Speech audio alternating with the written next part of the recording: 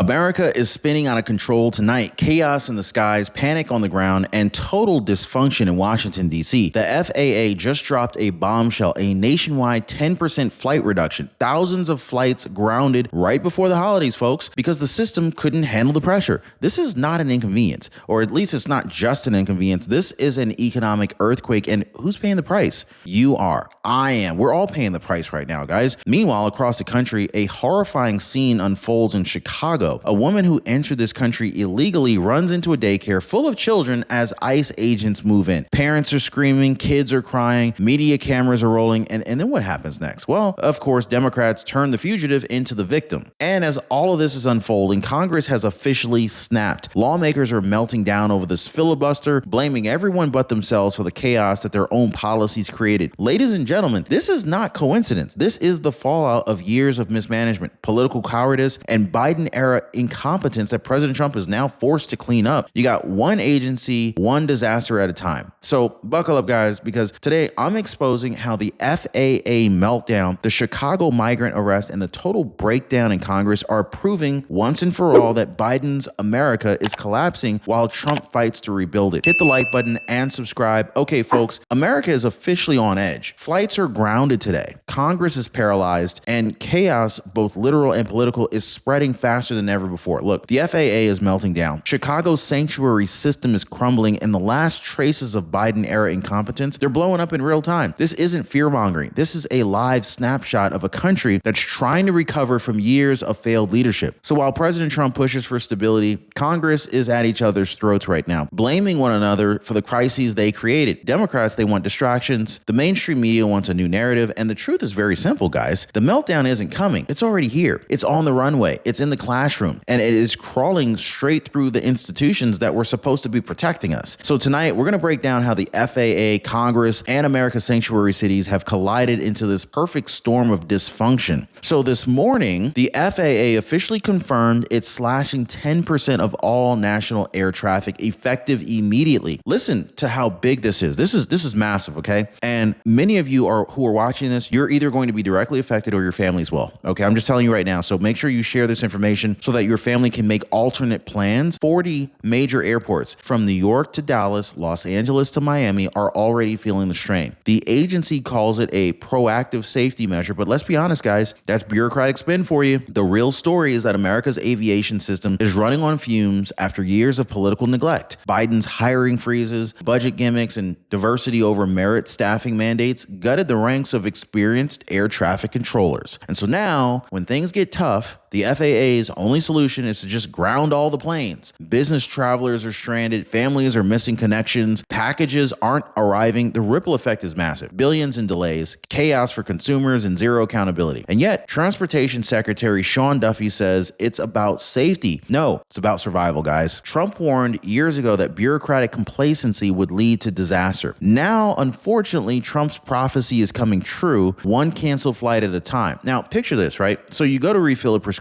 and suddenly your Medicare plan doesn't cover it anymore. There's no warning. There's no explanation. You're just standing there at the counter and they're asking you for money and you're like, this is normally free. What are you talking about? You need $100. This is why I've partnered with Chapter. They track every Medicare plan update so that you don't get blindsided by sudden charges. Now, one viewer, she said, Chapter caught changes that my provider never told me about. So let me ask, do you want to be blindsided or do you want to join the thousands who are already seeing it coming? Now, most people, they're already dialing the phone number right there at the bottom of your screen, or they're visiting askchapter.org/Ron. The phone number again is 909-563-8279. And here's what viewers like you were saying. So Donna Perry, she said, Chapter helped me, Ron, save $600. Thank you, Ron. I mentioned your name, smiley face. Hey, guys, that's absolutely amazing to hear. So the government shutdown may have ended on paper, but the scars are still fresh. Get this. Thousands of FAA employees remain unpaid, reassigned, or flat out exhausted. Air traffic safety controllers' fatigue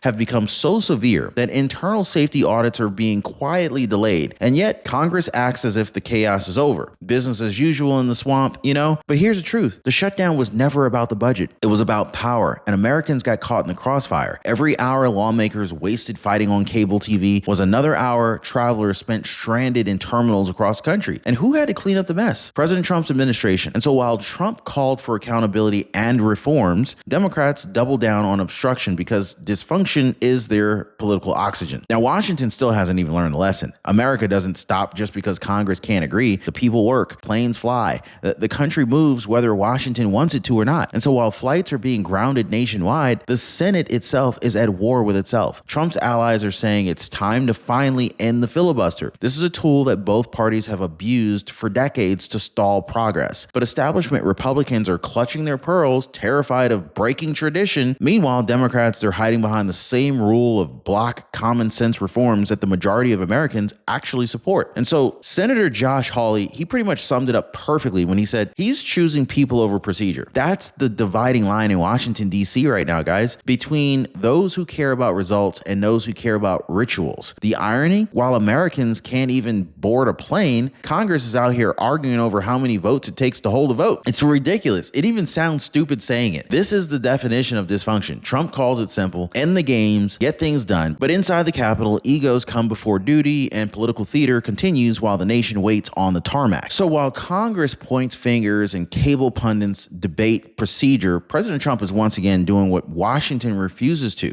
He's leading. So his message this week was very blunt. Shocker, right? Trump's always blunt. He said, end the games, end the excuses. America deserves results. This is pretty much the tone of a commander-in-chief who understands momentum and accountability. Trump has already ordered a full FAA operations audit and reinstated his 2019 America First Air Safety Plan, prioritizing qualified veterans, technical specialists, and merit-based hires over bureaucratic quotas. So he's cutting through all the red tape faster than any modern president. But make no mistake, the rot that he's cleaning up didn't start this year. It was inherited from years of Biden-era bloat, waste, and misplaced priorities. Trump is the adult in the room, calm under pressure while Democrats perform on cameras. Every canceled flight, every grounded passenger, every headline of chaos traces all the way back to policies that were designed for optics, not for outcomes. And so Trump's message to Washington: stop talking and start fixing. And so while Congress was melting down, chaos was erupting on the streets of Chicago. Check this out. So a Colombian national who entered this country illegally fled from ICE agents, running straight into a daycare that was filled with children. Parents screamed, kids cried, the media swarmed, the suspect barricaded herself inside, and suddenly the entire situation spun into hysteria. Local politicians rushed to the microphones accusing ICE of terrorizing families and traumatizing children, while conveniently leaving out the fact that the suspect broke the law twice, entering illegally and then resisting arrest.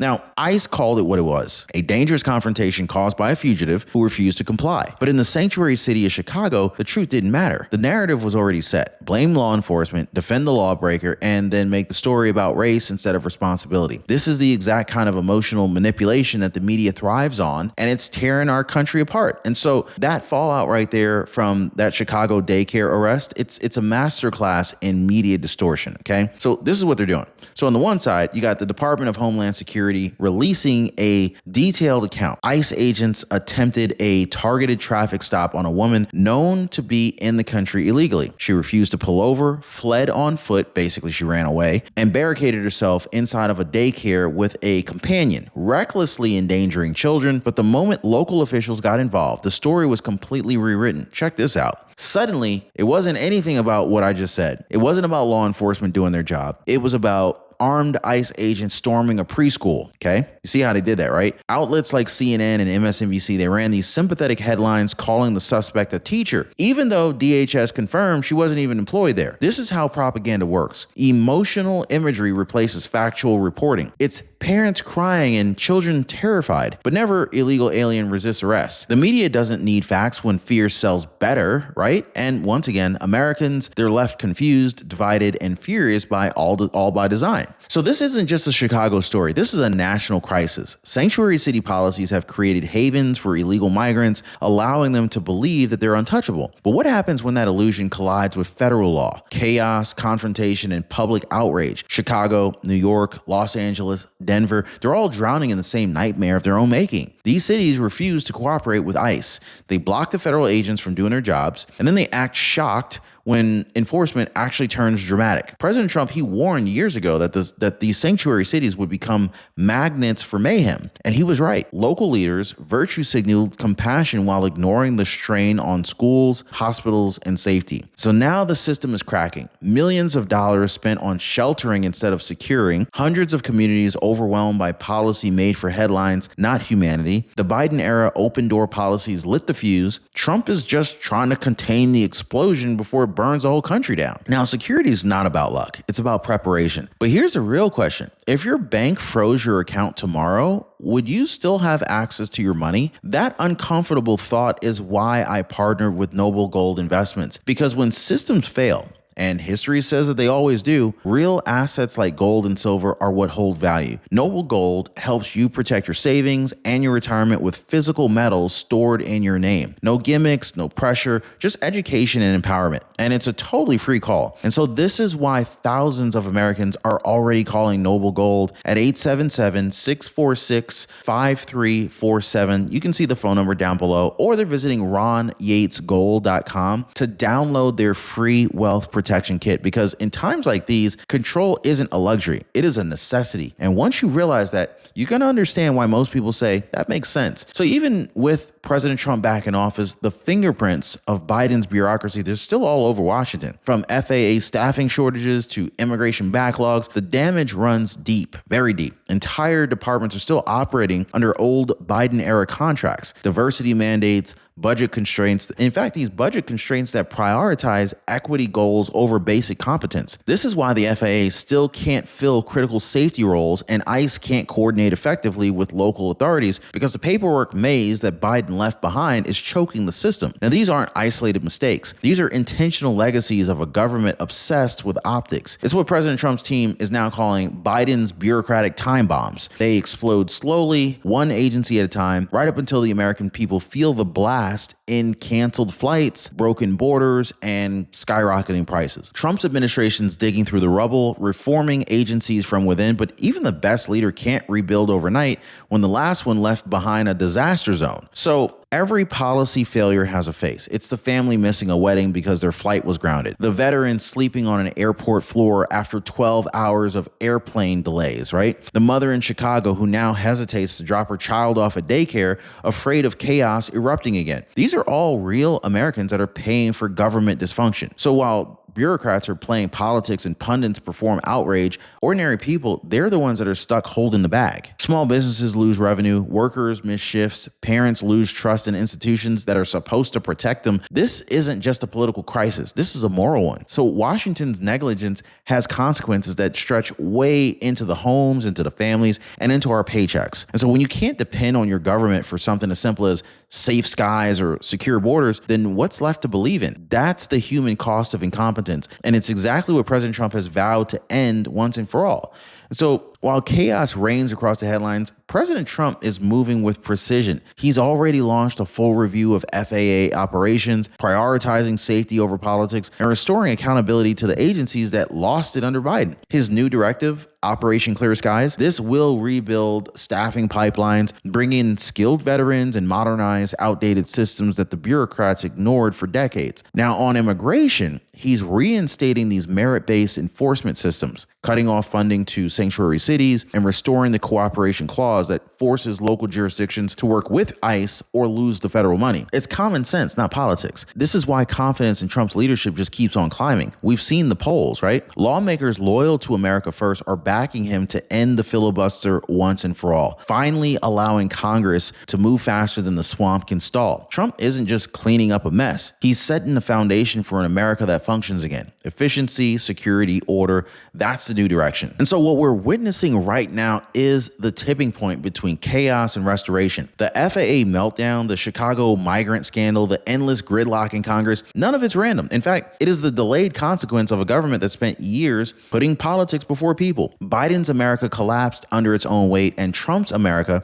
is now forced to rebuild the ruins. But make no mistake, this chaos is not permanent. It is a cleansing fire exposing the rot, and it's reminding defining the nation who actually gets things done. The mainstream media won't admit it, but ordinary Americans already see the truth. Order is returning. The question is, though, will Washington step aside or be swept aside? Because one thing is very clear. President Trump isn't slowing down, and neither are we. They said that chaos is normal. It's not. Order is coming back, but only if we fight for it. Like, subscribe. We'll see you guys next time.